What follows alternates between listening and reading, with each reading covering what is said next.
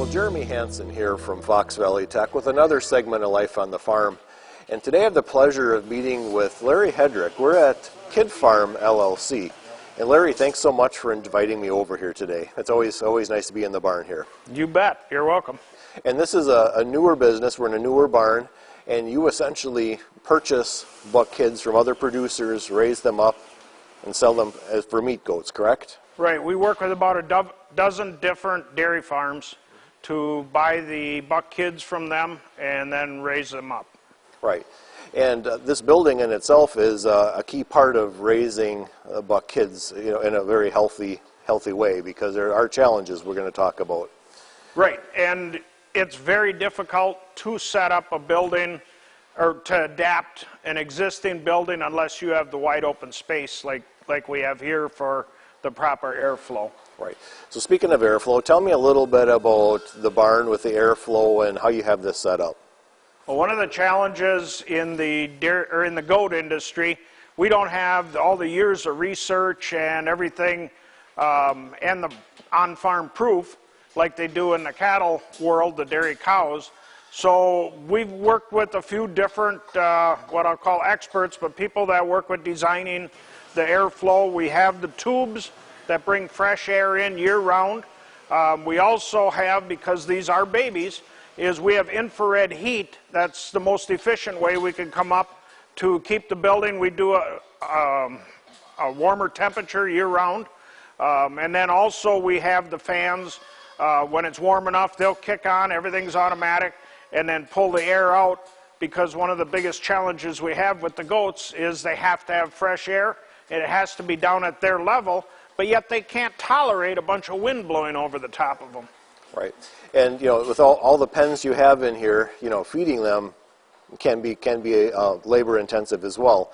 Tell me a little bit of how you feed all the babies here. About, I think, a dozen years ago, we did a trip. Actually, we went to Europe because there just wasn't enough being done with goats, we felt, in the United States. We had visited everybody that we thought could help us with different ways to do our goats with the dairy and then raising the kids. And basically we felt it was technology. By getting these automatic feeding machines, they're running with hoses. The goats can feed themselves at their leisure, day and night. And that's really crucial. We do have people that are here working full-time in the barn that are making sure that they're eating, making sure that they're healthy, and watching the goats and take care of them all the time. Well, Larry, as we have found out over the years, you know, raising buck kids are fairly challenging. Buck kids or any goat kids don't show sickness kind of like a calf would. They just don't show symptoms at all. What are some of the biggest challenges that you face raising the young goats? Well, I think one of the biggest things we run into is when the babies come in here, they're only 6-7 pounds typically, and they're not like a calf that's be 80, 90, 100 pounds, so therefore they can't tolerate getting sick. So it's really crucial that whoever is working with them can see and understand that the goat is starting to act off, because they have to recognize that and take care of them before they show symptoms of being sick. Right. And Larry, you know, how many kids are in the barn here today, and what's your capacity? We can run and do run. We try to run about 900 in here. If we were tight full, we could be about 1,000 goats here. So, and by getting them from the multiple farms, that's always a challenge, because keeping the goats healthy, as you have goats from different places, they're always immune to different things on their home farm.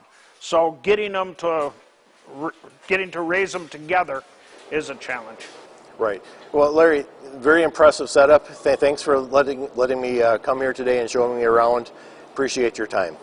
Thank you very much. I appreciate having you. So for Life on the Farm, I'm Jeremy Hansen.